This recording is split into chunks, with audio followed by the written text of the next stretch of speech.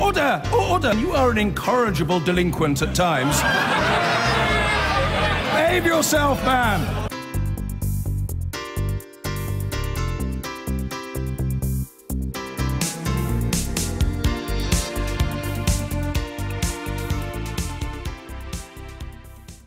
First of all today, the President of the European Commission, Jean-Claude Juncker, has been making his annual State of the Union address to the European Parliament.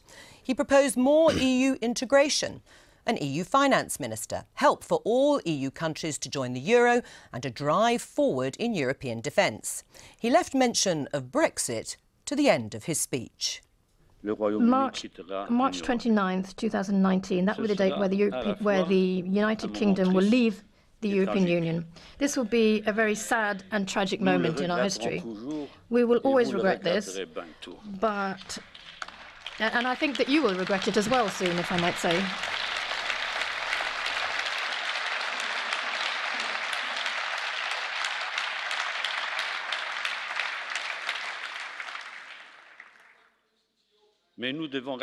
Nonetheless, we have to respect the will of the British people. But we are going to make progress. We will keep moving. We will move on, because Brexit isn't everything. It's not the future of Europe. It's not the be-all and end-all. Jean-Claude Juncker there. Well, we can speak now to our reporter Adam Fleming, who's in Strasbourg and was watching the address. Adam, welcome back to the Daily Politics. And apparently Jean-Claude Juncker, the Commission President, has big plans for Brexit Day. Yeah, so Brexit Day will be at the end of March 2019, when Romania will be holding the rotating six-monthly presidency of the EU. And Mr Juncker had a suggestion for them that on Brexit Day, as the UK leaves, they host a summit in Romania to celebrate the remaining 27 members of the EU. So I now know what I'll be doing on the 30th of March 2019 on Brexit Day. Or is it the 29th? I still can't quite remember. So that's the kind of a visual metaphor then for the fact that Jean-Claude Juncker just want to get back to business as usual for the EU without the pesky Brits stepping in the way. And the EU that they will be celebrating in March 2019 will be looking forward to every country being a member of the Eurozone, every country being in the Schengen borderless travel area.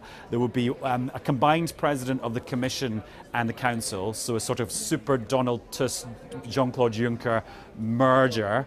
And yeah, there'll be a new cybersecurity agency and an agency overseeing workers' rights across the continent, a whole load of new trade deals, and basically, as you were saying, a lot more integration for the EU. And you can imagine how that went down with somebody like, say, Nigel Farage of UKIP. All I can say is thank God we're leaving. But you've learnt nothing from Brexit.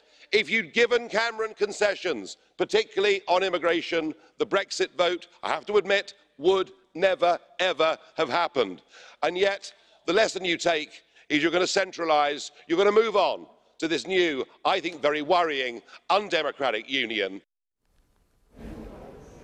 And in terms of the reaction in the rest of the EU, one of Nigel Farage's allies, Beatrix von Storch from the German Eurosceptics Alternative for Deutschland, said the speech was absolutely horrifying.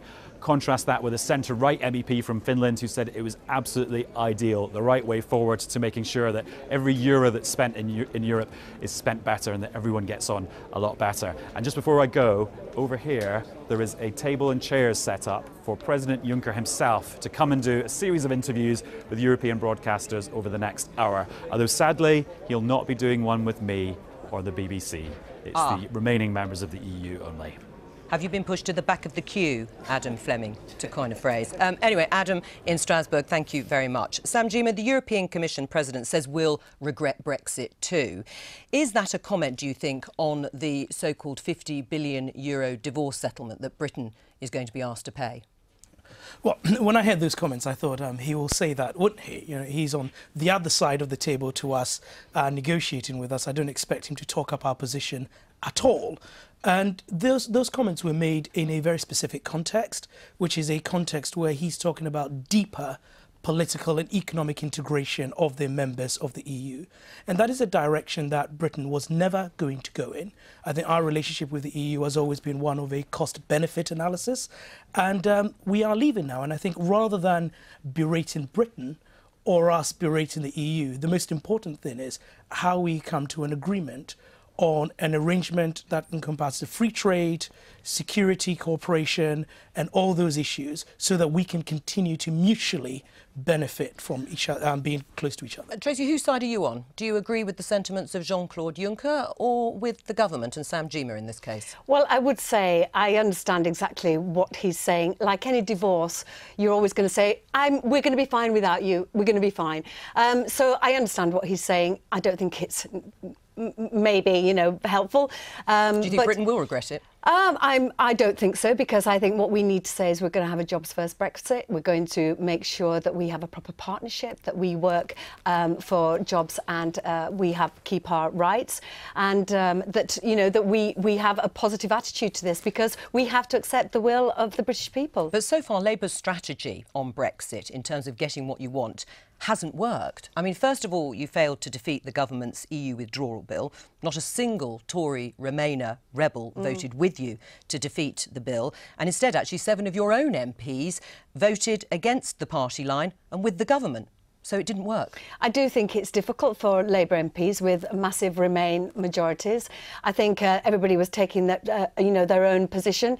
It was deeply sad, and it's obvious such a power grab from this government that this is not what the people voted for when they voted Leave. So why couldn't you persuade all your Labour MPs to come on board? I mean, you called this, as you are now saying, an affront to parliamentary democracy and a naked power grab by government ministers, and yet, as I say, 7 of your colleagues were still not convinced. But those 7 colleagues, I mean, given the majority, it wouldn't have made any difference either way, right. Because it's actually what's important, I think, is for the Tories, for those backbenchers to actually be true to their opinions of what they're saying in the chamber. And yet, when it comes to voting, they're not necessarily backing that up. Right, but as you say, you haven't got a majority. Clearly, you're the opposition. How can you be effective if you cannot inflict any blows against the government, even when you say this is a power grab that is rigging Parliament and some of the Tories agree with you? You're getting nowhere.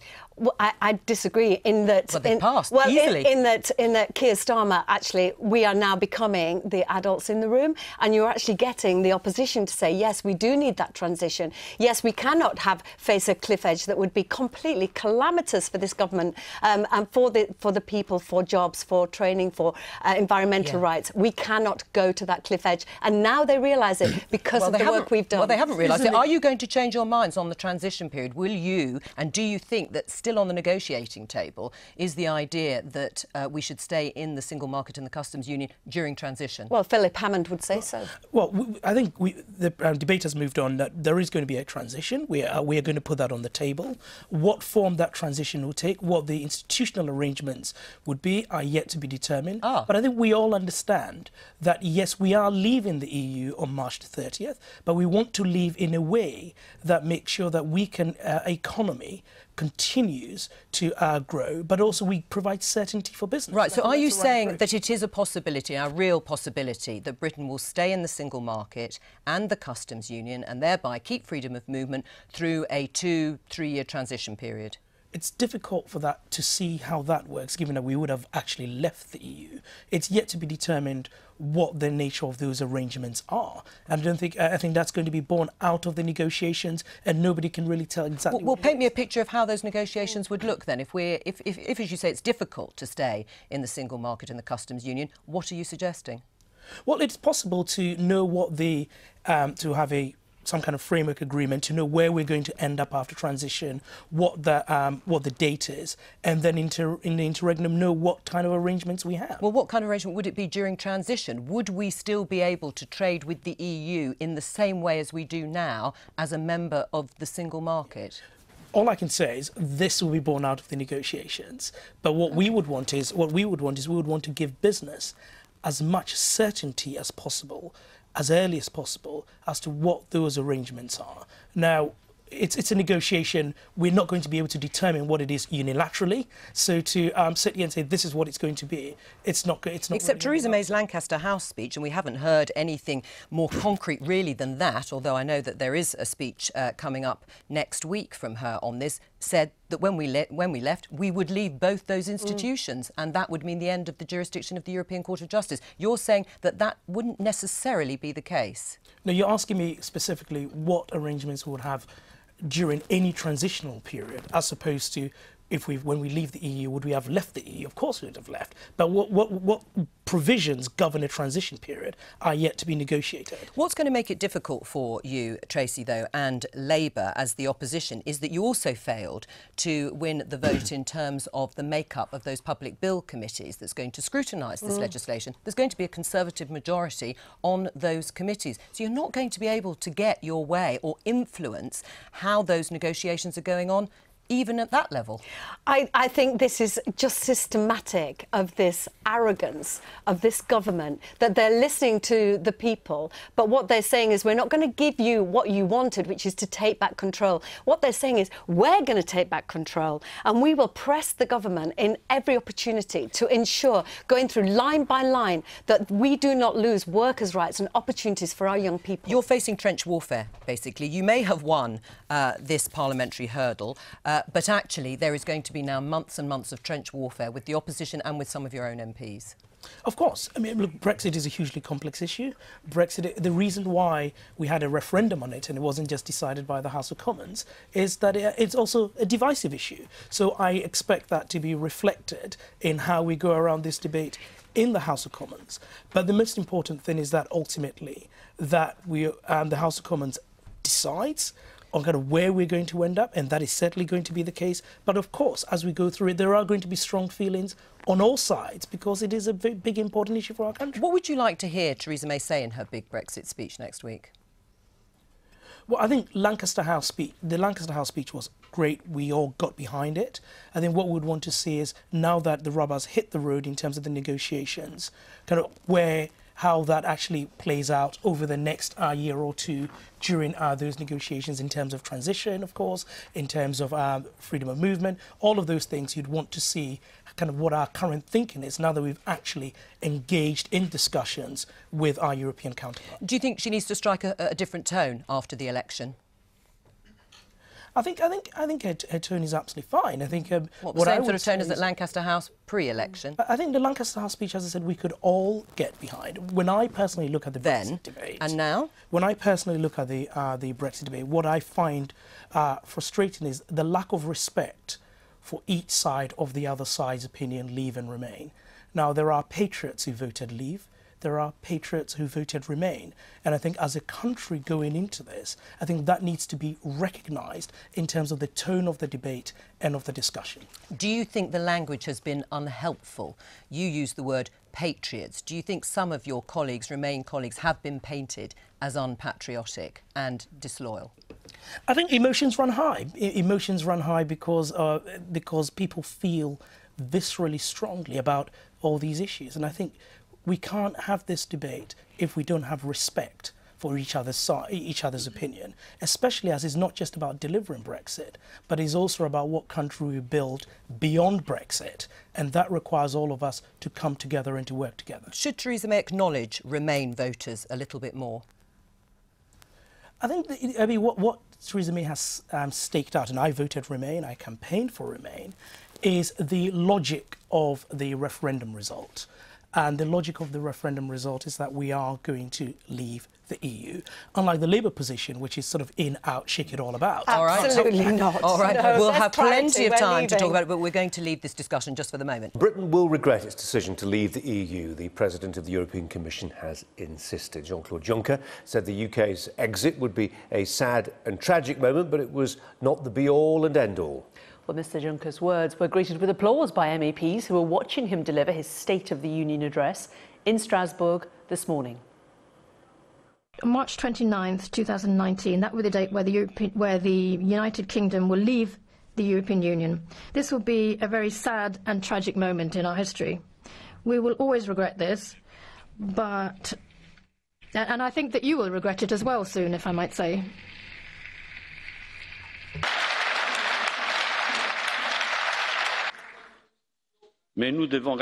Nonetheless, we have to respect the will of the British people.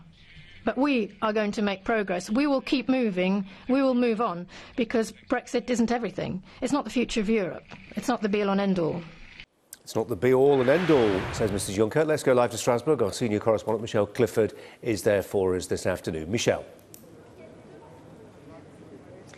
Yeah, well, a lot of us were wondering whether we were going to hear the B word at all during the speech. There were some indications we weren't. It did come in the end, the word Brexit, but it took a long time, and you heard him there saying that the UK will regret it. Now, him saying that, I think the reception was in the ears of the beholder, the Brexiteers here. People like Nigel Farage were saying, no, he's got it completely wrong. The vast majority of MEPs were thinking otherwise. Amongst them is the Vice President of the European Parliament, Mairead McGuinness. You actually are somebody who represents a constituency that's got a lot staked on Brexit because it's a constituency in the Republic of Ireland. What did you make of what Mr Juncker said in terms of the UK regretting Brexit? Well, in fact, the line about regretting it was almost a throwaway remark, but probably a necessary one, because he believes that, and I suppose I believe that with regret the UK will leave the European Union, but we accept it. And I think his speech was very much framed in accepting the democratic will of the people of the United Kingdom, but moving on with business. And it was a very lengthy speech, different than last year. I thought much more optimistic, outlining where Europe is working, where economic growth is happening, where unemployment is falling. Yes, there's work to be done. He also set out a challenge to member states about what he thinks is necessary for Europe to be more coherent. And the fact that there's so many media in this place today, it strikes me that people did want to hear about a vision for Europe to the future. And if the message is that Brexit isn't the only issue on our agenda, then that is very clearly the message. It is a big issue, certainly from an Irish perspective, but it's not the only issue.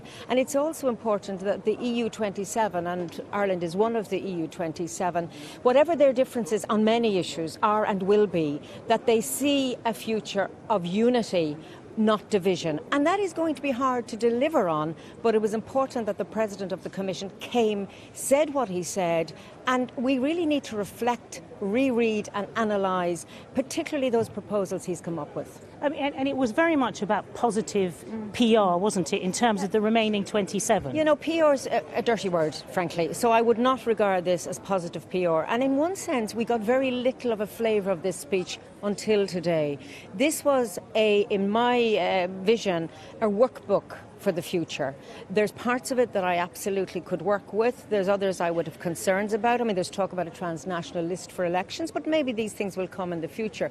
But in a globalised world, what he was saying is that Europe together can do more than if it were not together. And I suppose that's something that I would say even in terms of the UK leaving the European Union, but that is for the future. So this was a workbook, a challenge, as I said, to Member States and to this Parliament. And I chaired part of the debate, and you really get a bird's eye view of the divisions, the nuances within Member States and between Member States. Yeah, but that's not a criticism. That's how Europe has always been since the 70s when we joined, and I was much younger, right through today, except that today we're in a more globalised world. Technology is outpacing us. There's big challenges that we cannot deal with on our own, and we can deal with it better if we work together. He did very much talk about reform within the European Union body also, the need to sort of streamline agencies, institutions, even jobs. He's talking about merging the President and the Council, the Commission, the Council presidents.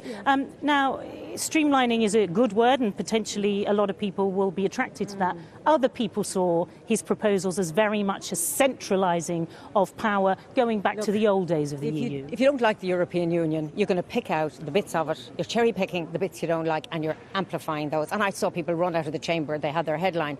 But look, in my position, I have to reflect on the entirety of this paper. And his proposal to have one, if you like, President of both the Council and the Commission is not something that citizens will talk about, because it doesn't affect them directly today. And what I believe that was about was challenging us and the Member States to see, is this something that would work? I want to look and see, could it work? How would it work? Indeed, transnational lists, as I mentioned, are something that instinctively I'm not so sure about, but I'm not going to dump them for a headline. I'm going to see, is there a way in which this might work? And perhaps not while I'm a member of this House, but for the future, because Europe in its origins is different than it is today, because the world has changed. And I thought what Juncker has always done, he's very passionate about Europe. And I think sometimes it saddens his soul, because he spoke about his belief in this great vision. He talked about his love of it, didn't he? love, yeah, which is not something that politicians say very often, a love for the European Union. But in a way, we do need to instill in people a desire to be part of something bigger than just their own member state.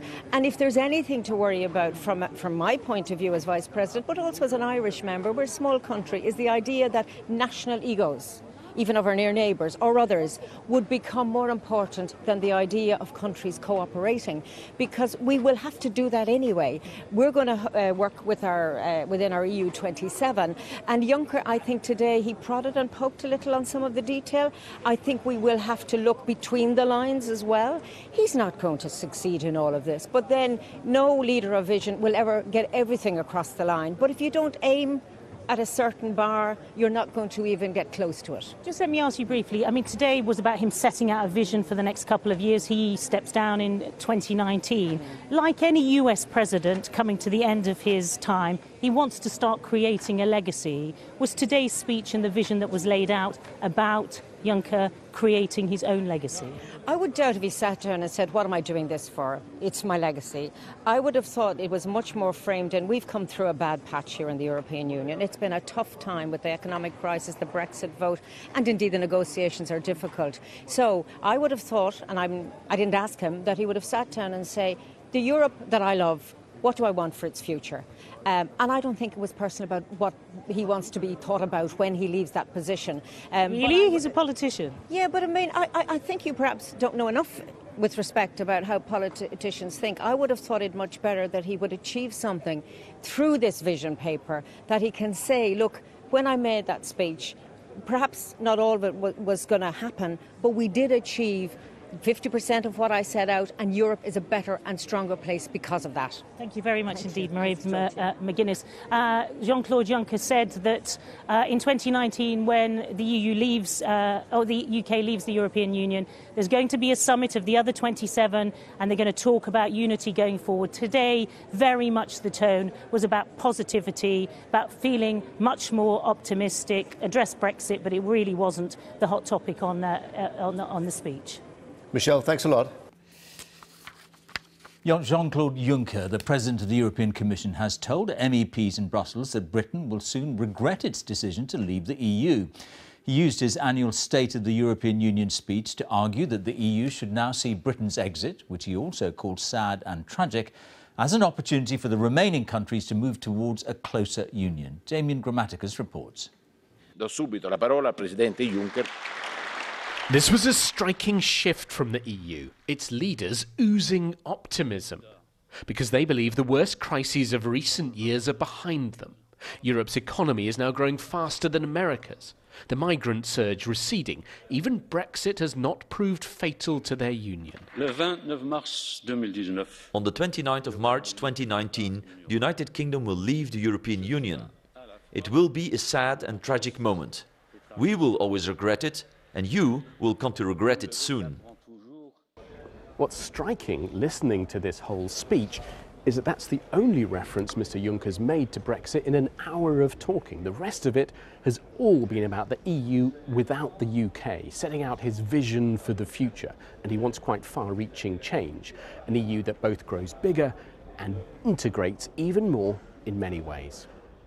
His plan includes an EU president to head all its institutions, an EU finance minister, overseeing an expanded EU with more member states, starting with Balkan nations, more countries in the borderless Schengen area, and in the single currency, the euro, as well. Plus, Mr. Juncker wants to seal new trade deals with Mexico, Australia, New Zealand and more, so the EU's most ardent supporters feel emboldened. The only one, for the moment, who still doesn't get it, I think, is Mr. Farage. And because, let's be honest, it's clear what our citizens want. They don't want to destroy Europe. They want to reform Europe. But to destroy it, no bloody way. All I can say is thank God we're leaving. If you'd given Cameron concessions, particularly on immigration, the Brexit vote, I have to admit, would never, ever have happened. And yet, the lesson you take is you're going to centralise, you're going to move on to this new, I think very worrying, undemocratic union. And he predicted a new populist backlash. But not here. The European Parliament, of course, welcomed Mr Juncker's ideas. But if they're to happen, he'll have to convince the EU's 27 other member states to back his vision. Damien Grammaticus, BBC News, Strasbourg. European Commission President Jean-Claude Juncker said today that the wind is back in Europe's sails. During his annual State of the Union address, he called the UK's exit from the EU in 2019 tragic and a moment it will soon regret. But he added the 27 members would move on. It will be a moment both sad and tragic. We will always regret it, and you will regret it soon.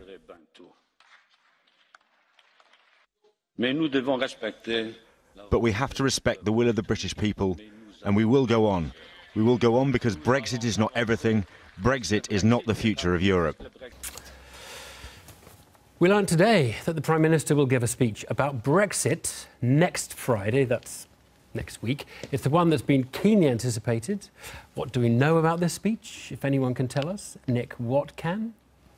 We've been waiting for this speech, Nick. It's been talked about, hasn't it? What do we know? Well, Downing Street have just announced that the speech will take place in Florence, and it will be the most significant speech the Prime Minister has made on Brexit since her Lancaster House speech back in January that set out the framework and the foundation of the government's policy.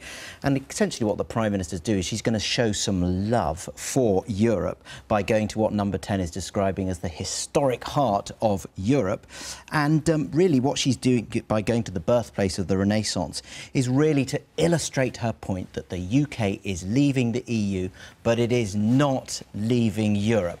And what she wants to do in this speech is show how the UK wants to form what she's calling a deep and special partnership with Europe, and by doing that, maybe you can change the atmosphere in those Brexit talks that's really not going very well. Any actual substance in this, though, that we know of? Officially, there will be no change from Lancaster House, where the Prime Minister made clear that the transition period, what she called the implementation phase, will not be used to achieve membership through the back door. But clearly there's been a shift in tone. She may well illustrate that point by saying we will not stay in the European Economic Area. There's been a bit of chat about that.